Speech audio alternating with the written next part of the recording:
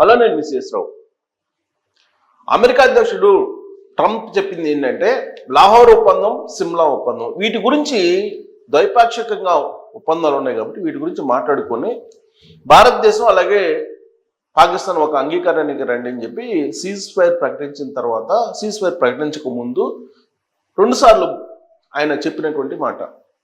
మరి వాటి గురించి చర్చించుకోమని వాళ్ళు ఎందుకు చెప్తున్నారు అనే దాని మీద విశ్లేషణ తీసుకునే ముందు, యుద్ధం సందర్భంగా అంటే ఆపరేషన్ సింధూర్ 1.0, 2.0 సందర్భంగా పాకిస్తాన్ని ఏ విధంగా అమెరికా కాపాడింది అనేటువంటి నిజాలు ఒక్కొక్కటి బయటకు వస్తున్నాయి.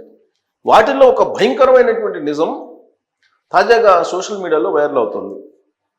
అదేంటంటే యాక్చువల్గా అణ్వస్త్రాల్ని ప్రయోగిస్తాము భారతదేశం మీద అని చెప్పి పాకిస్తాన్ పెహల్గామ్ ఉగ్రవాది దాడులు జరిగినప్పటి నుంచి ఒకవేళ భారతదేశం కనుక రియాక్ట్ అయితే మేము అణ్వస్త్రాలు వేస్తామని చెప్పారు కదా. బట్ 3 days పాటు భారత సైన్యం ఆపరేషన్ సింధూర్ 1.0 అలాగే 2.0 నిర్వహించింది. ఆ సందర్భంగా ఎయిర్ బేస్లు పాకిస్తాన్వి ధ్వంసమయ్యాయి, అలాగే ఉగ్రవాద స్థావరాలు ధ్వంసమయ్యాయి. ఇవన్నీ ఆలస్యంగా వెలుగులోకి వస్తున్నాయి. దాన్ని పాకిస్తాన్ ఉప ప్రధానమంత్రి తాజాగా ఒప్పుకున్నారు కదా. అయితే అక్కడ ఉన్నటువంటి కరాచీలో, రావల్పిండిలో కానీ లాహోర్లో కానీ ఉన్నటువంటి కొన్ని అణుస్థావరాల నుంచి కొన్ని రేడియేషన్స్ వస్తున్నాయి ఈ దాడుల సందర్భంగా అనేది తాజాగా వినిపిస్తుంది. అందుకే తన మిత్రదేశాన్ని కాపాడుకునేందుకు ఆపరేషన్ సింధూర్ 1.0, 2.0 సందర్భంగా ఒక తెలియనటువంటి ఒక విమానం పాకిస్తాన్ గగనతలం మీద తిరిగింది అనేది ఇప్పుడు ఆలస్యంగా వెలుగులోకి వస్తుంది. ఏంటి ఆ విమానం అని అంటే అమెరికాకు చెందినటువంటి విమానం. అది పాకిస్తాన్ని కాపాడేందుకు వచ్చింది అని చెప్తున్నారు. ఏంటి ఆ విమానం అంటే బీచ్ క్రాఫ్ట్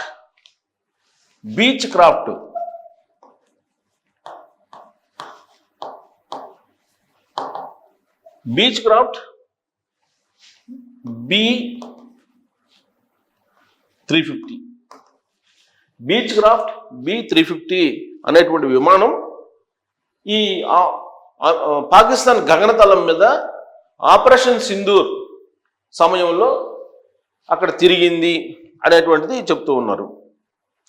ఈ AMS అంటే ఏరియల్ మెజరింగ్ సిస్టమ్. ఇది ఏరియల్ మెజరింగ్ సిస్టమ్ అనేది దీనికి ఉంటుందంట. Aerial measuring system.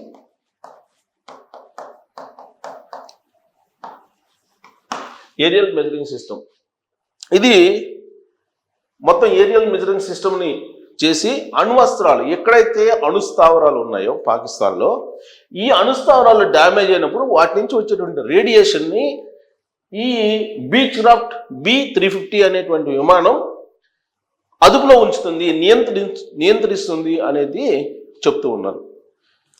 అసలు అణుయుద్ధం చేయటం అంత ఈజీనా? పాకిస్తాన్ పదే అసలు అణుయుద్ధానికి లేదంటే అణుయుద్ధం చేయాలి, అణుయుద్ధం చేస్తాం, అణ్వస్త్రాలు వేస్తాం భారతదేశం మీద అని చెప్పింది కదా. అది అంత ఈజీనా అంటే ప్రపంచంలో ఏ దేశాలకి అణుయుద్ధం చేయడానికి ఈజీ కాదు. దానికి కొన్ని అంతర్జాతీయ ఒప్పందాలు ఉంటాయి, ఐక్యరాజ్య సమితి చేసుకున్నటువంటి ఒప్పందాలు ఉంటాయి. ఈ ఒప్పందాలని కాదని చెప్పి ఒకవేళ అణ్వస్త్రాలను ప్రయోగిస్తే ప్రపంచం మొత్తం ఆ దేశాన్ని వెలివేస్తుంది శాశ్వతంగా. కాబట్టి ఇంకా ఆ దేశం అన్ని రకాలుగా నష్టపోతుంది. సో పాకిస్తాన్ లాంటి దేశం ఇప్పటికే ఆర్థికంగా చితికిపోయింది, అక్కడ ఉన్నటువంటి పౌర సమాజం తిరగబడుతున్నారు. ఇలాంటి సమయంలో అణ్వస్త్రాలను కనుక భారతదేశం మీద ప్రయోగించడానికి సాహసం చేస్తే అంతర్జాతీయంగా ఉండేటువంటి ఒప్పందాలు ఏమవుతాయి? వాస్తవంగా 1980s లో ఈ అణు ప్రయోగాలు చేశారు ఇరు దేశాలు. 1988లో అటు పాకిస్తాన్, ఇటు భారతదేశం, 2 అణ్వస్త్ర దేశాలు. అందుకే అంతర్జాతీయంగా కొన్ని ఒప్పందాలకు లోబడి ఈ దేశాలు వ్యవహరించాలి. యాక్చువల్గా అంతర్జాతీయంగా మనం ఈఏ. ఐఐఏ అంటే ఇంటర్నేషనల్ అటామిక్ ఎనర్జీ అథారిటీ. అణ్వస్త్ర నిరోధం తెలుగులో అణ్వస్త్ర నిరోధం నియంత్రించడానికి ఈ సంస్థ ఉంది. ఈ సంస్థకి ఈ సంస్థ మానిటరింగ్ చేస్తుంటుంది ఆయా దేశాలను, ప్రపంచంలో ఉండేటువంటి ఆయా దేశాల అణ్వస్త్రకు సంబంధించిన సంపత్తిని కానీ అణ్వస్త్రాలకు సంబంధించిన ప్రయోగాలను కానీ ఇది ఖచ్చితంగా పర్యవేక్షిస్తూ ఉంటుంది. దీని దగ్గర ఖచ్చితంగా రిజిస్ట్రేషన్ లేదంటే ఆడ ఒప్పందం కుదుర్చుకోవాలి. ఒప్పందం కుదుర్చుకొని ఆ మేరకు మాత్రమే ఏ కంట్రీ అయినా వ్యవహరించాలి. కానీ ఈ కన్వెన్షన్ ఆన్ న్యూక్లియర్ సేఫ్టీ దీనికి విరుద్ధంగా convention on nuclear safety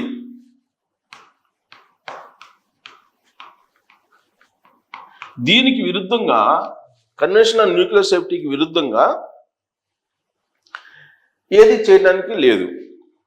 so ఇది అణు స్థావరాలకు భద్రత ఇవన్నీ కల్పించాలంటే దీనికి ఒక ఒప్పందం ఉంది. ఇది పర్యవేక్షిస్తుంది ఐఏఈఏ మొత్తం ప్రపంచంలో అన్ని దేశాలకు సంబంధించినటువంటి అణ్వస్త్ర దేశాలని కన్వెన్షన్ ఆఫ్ న్యూక్లియర్ సేఫ్టీ అనేటువంటి మెజర్మెంట్స్ని తీసుకుంటూ ఉంటుంది. ఒకవేళ ఎక్కడైనా లీక్ అయినా కానీ ఇమీడియట్గా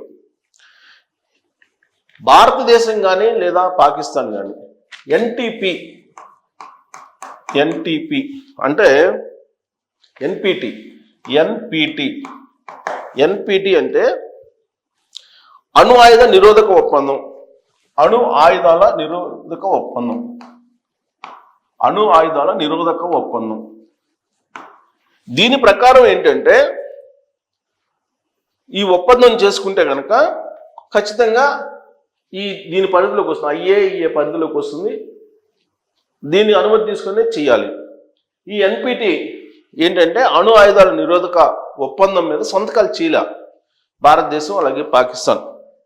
అందుకే ఈ రెండు దేశాలు ఏం చేశాయంటే ఈ ఒప్పందానికి భిన్నంగా ఎప్పుడు 1988కు ముందు ప్రయోగాలు చేశాయి. అణుప్రయోగాలు చేసిన తర్వాత ప్రపంచ దేశాలన్నీ కలిసి ఒత్తిడి తీసుకొచ్చి దీని మీద ఈ రెండు దేశాల మీద ఈ నిషేధ చట్టం, అణు స్థాపన లేదంటే అణు ఆయుధాల ప్రయోగానికి నిషేధ చట్టం, దాంట్లో ఒప్పందం 1988లోనే కుదిర్చారు. దీనికంటే ముందు ప్రయోగాలు చేశారు, 1988లో కుదిర్చారు. ఈ ఒప్పందంలో ఇది 1991లో అమల్లోకి వచ్చింది. సో ఈ ఒప్పందం ప్రకారం అంతర్జాతీయంగా ఉండేటువంటి సంస్థలు ఏవైతే ఉన్నాయో ఈ ఐఏఈఏ కానీ లేదంటే ఎన్పిటి కానీ వీటి అనుమతి లేకుండా ఎట్టి పరిస్థితుల్లో కూడా అణు ప్రయోగం చేయకూడదు.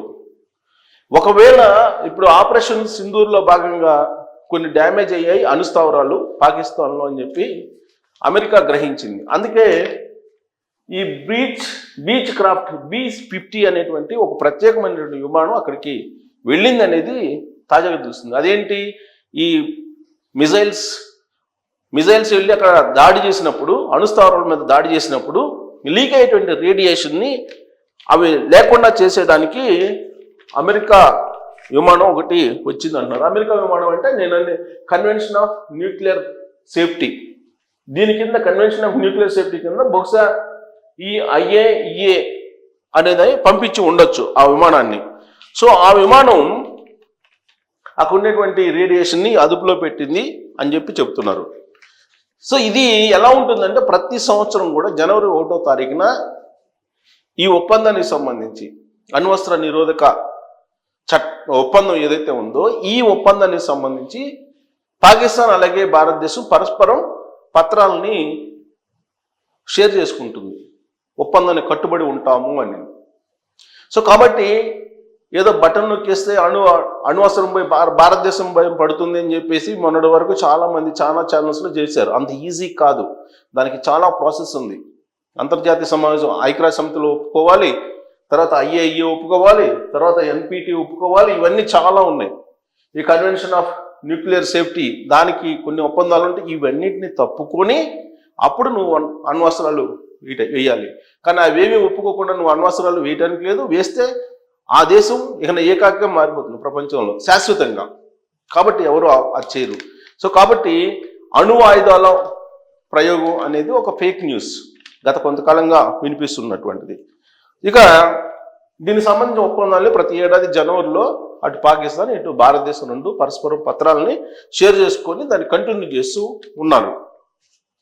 ఇక 1999 ఈ అణ్వస్త్ర ప్రయోగాలకు సంబంధించి మారిటోరియంని ప్రకటిస్తూ ఒక ఒప్పందం కూడా చేసుకున్నారు. కాబట్టి అప్పటి వరకు జరిగినటువంటివి అంతవరకే పరిమితం. 1999లో ఇరు దేశాలు పాకిస్తాన్ అలాగే భారతదేశం అణ్వస్త్రాల ప్రయోగాల మీద పరీక్షల మీద మారిటోరియం ప్రకటించాయి.